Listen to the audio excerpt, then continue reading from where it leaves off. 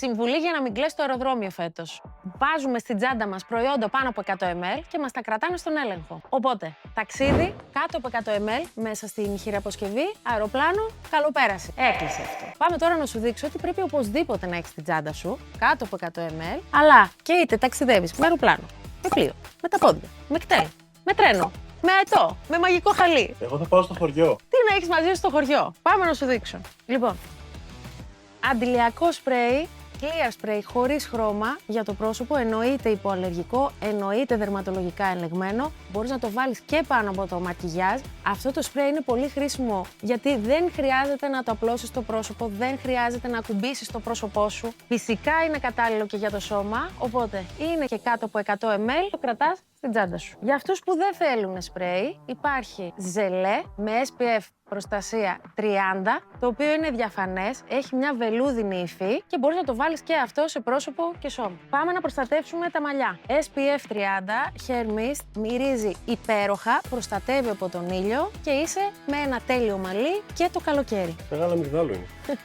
Πού να το βάλεις και στα μαλλιά να δεις.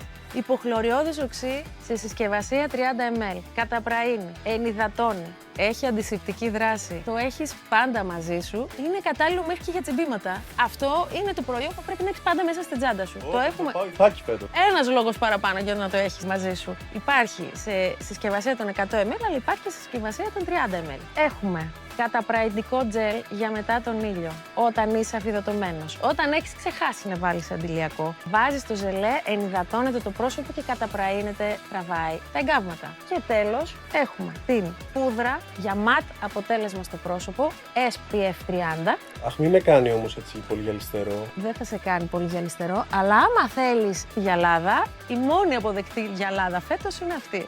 Νομίζω ξεχάσεις και ένα μαγικό ματάκι.